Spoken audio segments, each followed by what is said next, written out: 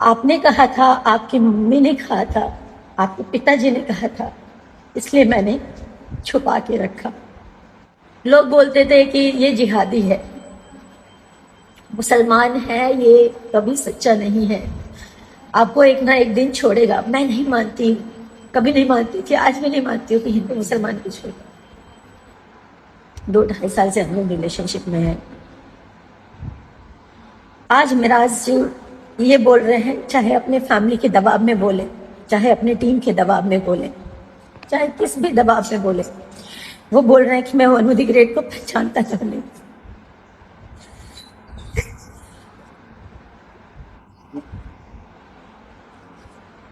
मेरा वनु the great के साथ कभी कोई संबंध नहीं है, जबकि वो मेरा पति है, मेरे से जबरदस्ती करता था, मना करने पे बोलता था बीवी हो, तुम्हारे साथ जबरदस्ती नहीं करूंगा तो किसके साथ करूंगा। मुझे ये सब नहीं बोलना चाहिए, पर मैं मजबूर हो चुकी हूँ। 9 तारीख से वो भागा हुआ है, उनके परिवार ने भगाया, जिसने भी भगाया, जिसके कहने पर वो भागा है, अपना फोन बंद कर गए। और इसमें सबसे बड़ा हाथ उसके ड्राइवर का, दानिश शेख, उसकी पूरी टीम का, उसके माँ बाप का। और इन लोगों का कहना है कि पुलिस को हमने खरीदा हुआ है, तुम जितना जोर लगा लो तुम कुछ नहीं कर पाओगी। पुलिस और मुखिया, इनके अरुण मुखिया नाम है, इनके पिताजी का कहना ये है, इनके छोटे भाई का कहना ये, मुखिया हमारे इशारों पे नाचता है, हम जो कहेंगे वही करेगा, तुम कुछ नहीं कर पाओगे।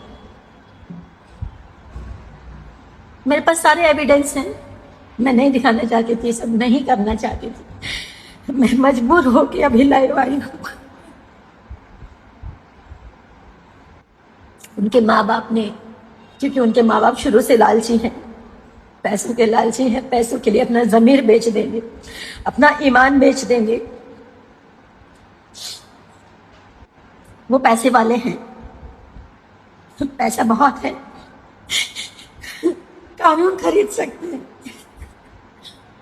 शशि यादव, जो कि उनकी टीम का सदस्य है, मेरे को ट्रक से कुचलवाने की बात किया है कि इसको मरवा देंगे।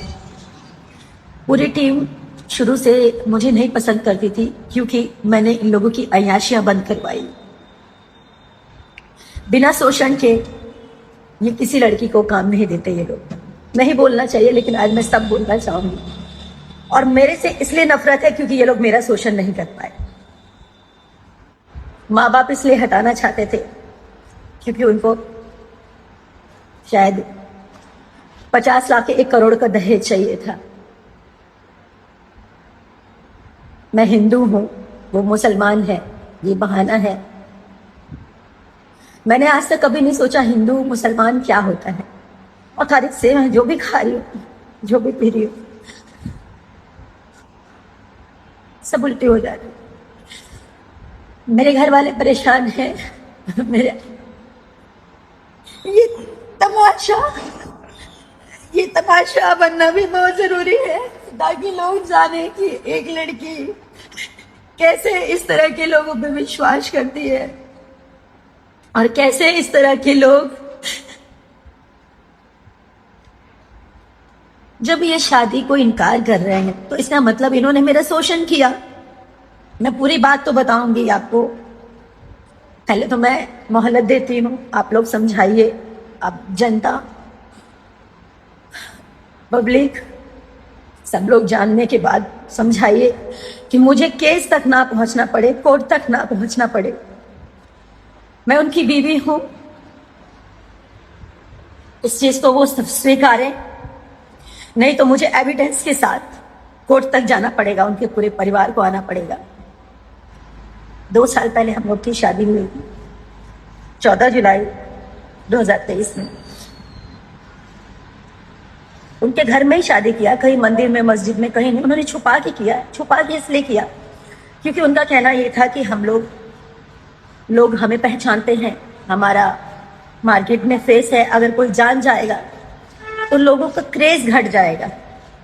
उन्होंने जैसा कहा, घर में छुप के मेरे साथ शादी किया, मंगलसूत्र पहनाया। मांग में सिंदूर भरा। हम लोग साथ में 2.5 साल से मियाँ बीबी की तरह रह रहे हैं, घर पे रह रही, उनके घर पे 6 महीने लगातार अभी रही हूँ मैं। इसके बाद ये भी हमारी वेलकम टू की पिक्चर कंप्लीट हुई है। कुछ समय के बाद इनके पिताजी बोलते हैं कि घर में ऐसे कितना दिन बिना शादी के आप लोग रहोगे, तो आप लोग एक काम करो, कोर्ट मैरिज कर लो, जहाँ से करना है, मुंबई से करना है, मुजफ्फरपुर से करना है, भागलपुर से करना है, जहाँ से करना है आप लोग कोर्ट मैरिज कर लो। 100 लोग हम इकट्ठा करेंगे, 100 लोग आप अपनी तरफ से मम्मी पापा को बोल देना। तो मैं राजी भी हो गई, लेकिन मिराज जी का कहना ये था कि हम अगर पब्लिक कर देंगे, फिर से वही बात कि हम लोग का क्रेज कम हो जाएगा। तो मैंने मिराज जी का फिर से बात माना। मैंने कहा ठीक है, अब हम लोग शादी कर लेंगे, लेकिन इसको हाइड रखेंगे। आप कह रहे हैं कि हम लोग कोर्ट मैरिज, बोले ठीक है, आप अपने पापा को बोल दीजिए अगस्त में हम शादी करेंगे, कोर्ट मैरिज। तो मैंने अपने पिताजी से बोला, मेरे पिताजी बार बार पूछते थे कि बिना, ठीक है तुमने शादी कर ली है, लेकिन जो सामाजिक रूप से होता है वो अगर कर लोगे तो ज़्यादा अच्छा रहेगा, कल की डेट में लोग मुकर सकते हैं। मेरे पिताजी भी बोलते थे, हमेशा मुझे समझाते थे, लेकिन कहाँ समझ में आता है जब इंसान प्यार में अंधा होता है, जैसे कि मैं हुई। तो अगस्त बीत गया, सितंबर में मिराज जी बोले कि अब्बा कोर्ट मैरिज करना है। तो वो बोल रहे कि हम का करी, तू लोग जा, तू लोग आपन करा, आपन जाके कोर्ट मैरिज करा, हमारा एकरा में का जरूरत। एकदम मुकर गए। इन्होंने साहेबगंज में 1.5 करोड़ का कोई जमीन खरीदा है, घर खरीदा है बना बनाया, उसमें पैसे कम पड़ रहे थे। ललन राय कोई है, ललन राय जी को मैंने अपने अकाउंट से मेरे ख्याल से 5-5.5 लाख के आसपास मैंने भेजा। इनके पैसे कम पड़ रहे थे इसलिए, और कुछ कैश मैंने दिया, और मिराज जी को भी कुछ पैसे भेजे। 7.5-8 लाख के आसपास मैंने कुछ पैसे किए, क्योंकि उनको पैसे कम पड़ रहे थे, क्योंकि मुझे नहीं पता मैं जीऊंगी या मरूंगी।